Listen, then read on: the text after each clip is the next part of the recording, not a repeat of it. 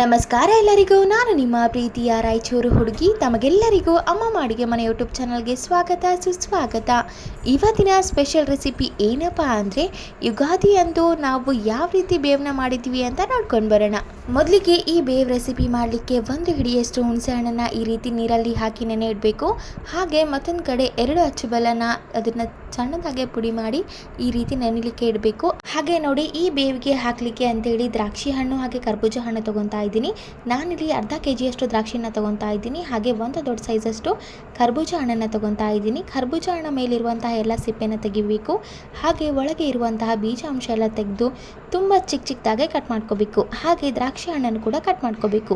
ನೋಡಿ, ಆಲ್ರೆಡಿ ಹುಣಸೆ ಹಣ್ಣೆಲ್ಲ ತುಂಬ ಚೆನ್ನಾಗಿ ನೆಂದಿದೆ. ಇದನ್ನು ಸಂಪೂರ್ಣವಾಗಿ ನೀರಿನಲ್ಲಿ ಅಂದರೆ ಅದನ್ನು ಕಿವುಚಿ ಸಪ್ರೇಟಾಗಿ ಮಾಡ್ಕೊಂಡಿದ್ದೀವಿ. ಹಾಗೆ 1 ಟೇಬಲ್ ಸ್ಪೂನಷ್ಟು ತುರಿಮಿರುವಂತಹ ಮಾವಿನಕಾಯಿನ ಕೂಡ ಹಾಕ್ತಾ ಇದ್ದೀವಿ. ಹಾಗೆ ನೋಡಿ, ಇಲ್ಲಿ ನಾವು ಬೆಲ್ಲವನ್ನು ಜರಡಿ ಹಿಡಿದು ಹಾಕ್ತಾ ಇದ್ದೀವಿ. ಅಂದರೆ ಮುಂಚೆ ಏನು ನೆನೆಲಿಕ್ಕೆ ಇಟ್ಟಿದ್ವಲ್ಲ ಬೆಲ್ಲ, ಆ ಬೆಲ್ಲನ ಈ ರೀತಿ ಜರಡಿ ಸಹಾಯದಿಂದ ಸಂಪೂರ್ಣವಾಗಿ ಅದನ್ನು ಶೋಧಿಸ್ಕೋಬೇಕಾಗುತ್ತೆ. ಹಾಗೆ ನೋಡಿ, ನಾವು ಮುಂಚೆನೇ ಹೆಚ್ಚಿ ಇಟ್ಕೊಂಡಿರುವಂತಹ 1 ದೊಡ್ಡ ಸೈಜಷ್ಟು ಕರ್ಬೂಜ ಹಣ್ಣನ್ನು ಕೂಡ ಇದೇ ಹಂತದಲ್ಲಿ ಹಾಕ್ತಾ ಇದ್ದೀವಿ. ನೀವು ಎಟ್ ಎ ಟೈಮ್ ಎಲ್ಲ ಕೂಡ ಹಾಕೋಬಹುದು, ಅಥವಾ ಈ ರೀತಿ ಕೈಯಿಂದ ಕೂಡ ಸ್ವಲ್ಪ ಸ್ವಲ್ಪ ಹಾಕೋಬಹುದು. ಹಾಗೆ ನಾವು ಮುಂಚೆನೇ ಏನೋ ಬೆಲ್ಲವನ್ನು ಶೋಧಿಸಿ ಇಟ್ಕೊಂಡಿರ್ತೀವಲ್ಲ, ಅದು ಕೂಡ ಇದೇ ಹಂತದಲ್ಲಿ ಹಾಕೋಬೇಕು.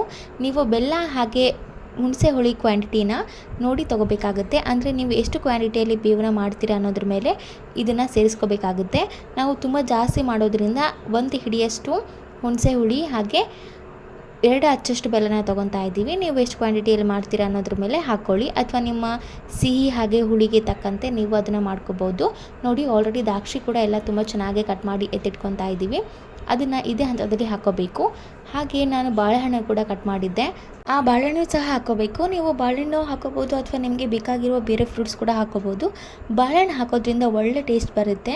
ನಾವು ಯಾವಾಗಲೂ ಹಾಕ್ತೀವಿ, ಒಂದ್ಸರಿ ಹಾಕಿ ನೋಡಿ ಹಾಕ್ದೇ ಇರೋರು ಆಲ್ಮೋಸ್ಟ್ ಎಲ್ಲರೂ ಕೂಡ ಹಾಕ್ತಾರೆ. ಎಲ್ಲವನ್ನು ಹಾಕ್ಕೊಂಡು ಅದಾದಮೇಲೆ ಮೇಯ್ನಾಗಿ ಇದಕ್ಕೆ ಹಾಕಬೇಕಾಗಿರೋದು ಬೇವು, ಅಂದರೆ ಬೇವಿನ ಹೂವು.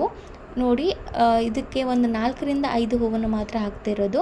ನೋಡಿ, ಇನ್ನೊಂದು ಸ್ವಲ್ಪ ನಾವು ಬೆಲ್ಲದ ನೀರನ್ನು ಶೋಧಿಸಿದ್ವಿ, ಅದನ್ನು ಕೂಡ ಸೇರಿಸ್ತಾ ಇದ್ದೀವಿ.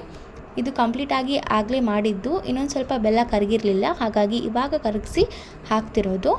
ನೋಡಿ, ಬೇವಿನ ಹೂವು ಕೂಡ ಹಾಕಿದ್ದೀವಿ, ಬೆಲ್ಲ ಹಾಕಿದ್ದೀವಿ, ಹುಣಸೆ ಹಣ್ಣು ಕೂಡ ಹಾಕಿದ್ದೀವಿ, ಎಲ್ಲ ರೀತಿಯ ಫ್ರೂಟ್ಸ್ ಕೂಡ ಹಾಕಿದ್ದೀವಿ.